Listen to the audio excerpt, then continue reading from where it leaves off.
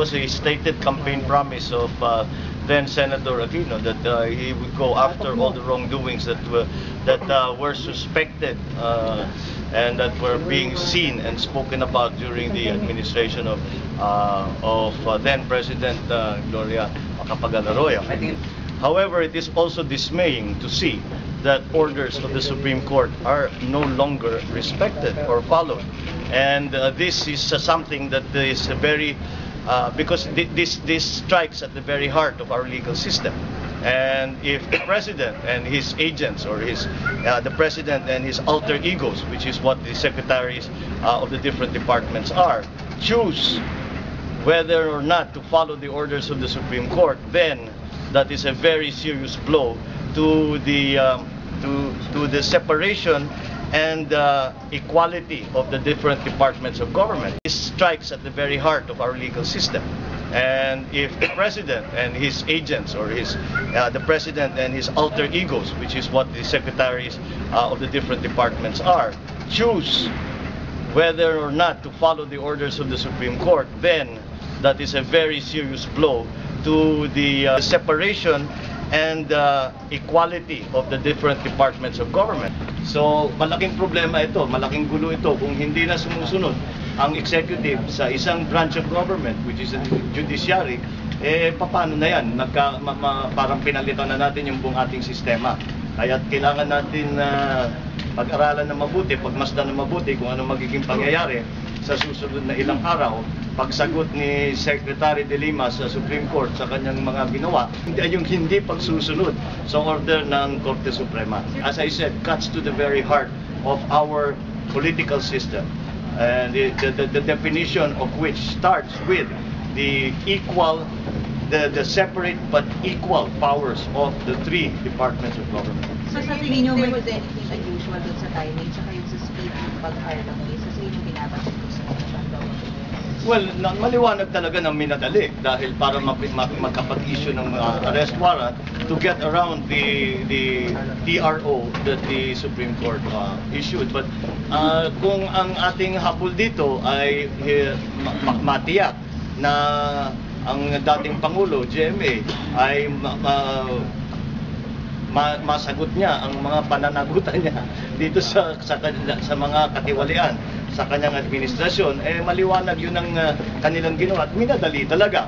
Now, whether or not the process of filing the case and then eventually issuing a warrant of arrest, kung sinundan naman ang mga tamang proseso, kahit mabilis, wala tayong masasabi. Pero tignan natin kung yung proseso ay sinundan ng tama. So, nakikita naman natin sa ngayon ay mukha namang ang naging problema lamang o maaari lang magbigay ng pansin sa atin lahat ay napakabilis ng pagkagawa. Pero may dahilan yan. Para nga hindi makaalis si President GMA. Personally po, ano yung nakikita ninyo? Yung treatment na binibigay sa dating Pangulo ngayon, mararapat na yung ginagawa naman yan sa marami, kahit yung mga dito, yung mga hinaharap dito sa hindi lamang dito sa mga kaso na gumaharap dito sa Senado, kung hindi sa mga iba't ibang kaso, pagka talaga namang may sakit. Ginigipit ba ng kasalukuyang administrasyon? Maliwanag, talagang ginigipit dahil they want to prosecute her. So they are doing everything. But again, there is also this sense of compassion that sometimes should be exercised by government. Dahil makita naman natin na hindi maliwanag sa akin na hindi babalik si President Arroyo kapag siya'y nakaalis. So I don't know why they have to be so officious about allowing her to travel abroad, because it would seem to me that kahit naman saan siya pupunta, kung talagang kailangan siyang pabalikin, there are legal remedies for that, na she can be extradited back to the Philippines. Personally, sir, nakikisimpad siya ka ba sa dating Pangulo?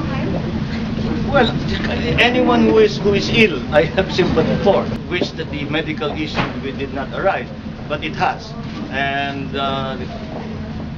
but nevertheless, as has been mentioned many times, the wheels of justice sometimes grind very slowly, but they do grind very well.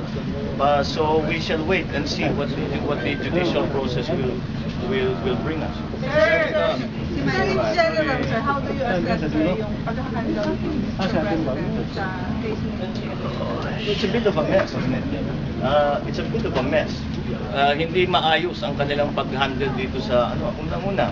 Kung nais nilang i-prosecute o i-hold order, halimbawa si President Jeme, bakit hindi sila nag-file ng kaso? It's all been 1 year and almost 6 months na nakaupo na si Pangulong Aquino. Bakit ang tagal-tagal pa mo kinasuhan para makapagkaroon ng hold order? Sinasabi naman nila na napakarami nilang ebidensya. May pinila na nakaso, meron na siyang hold order, hindi na siguro kailangan mag-issue pa ng arrest warrant dahil nandito siya.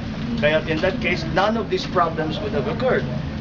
Hindi yata na napag-isipan o napagplanuhan ng mabuti ang kanilang gagawin. So, sir, ano implication kung gano'n yung pag-handle sa Well, magpo-polarize ang taong bayan. Ganun sinasabi nila, may mga tao na kahit anong kailangan gawin ninyo para siya ay maikulong.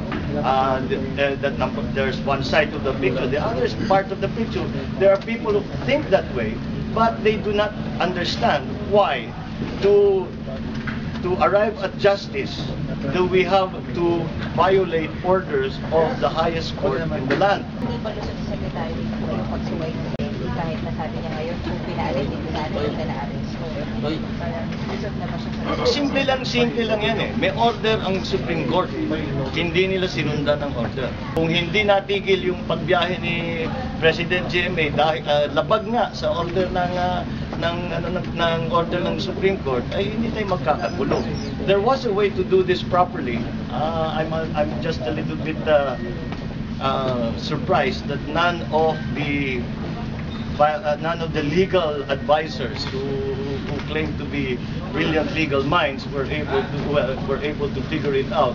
And in the end, we ended up with this mess that we have in front of us, which is bringing us slowly to a constitutional crisis. Parang is that not ground to impeach? Well, that depends. Right now, there is talk of impeachment, but I don't think that the grounds have yet been discussed to any great detail. May move nga sa House na may nag-file, pero wala namang mag-endorse na congressman, so I don't know if that will prosper. Sir, do you think the administration is getting personal? Yes. The administration is and has been getting very personal. Lalo sa inyo, sir. Kasama na rin kami ron. Sir, ibang issue sa second anniversary ito ng Maguindanao Massacre. Sa kaso ng Maguindanao na 2 years na, tapos sa kaso ni Jimmy 2 days lang, ginasasyon na pinayawara ito marasyon. Ang daming ebidensya dun sa Maguindanao. Nakakapagtaka nga kung bakit hanggang ngayon parang ang bagal-bagal ng galaw ng kaso sa Maguindanao Massacre. Nakita naman natin kung gugustuhin ng gobyerno, kung gugustuhin ng Department of Justice, ng prosecutor, may paraan naman na magawing mabilis at kagaya ng nakita natin wala pang isang araw nag-file may bumila ng complaint na kapag issue ng arrest warrant in less than a day. Kung gano'n kaya nilang gawin sa isang kaso kontra sa isang dating pangulo, palagay ko sa mga dapat bigyan din ng pagmamadali ang hustisya para doon sa mga pamilya ng mga pinatay na pinaslang doon sa Maguindanao Massacre. What does that say of the administration? They are very selective in their application of justice. They are very selective in their application of the use of the powers of the executive.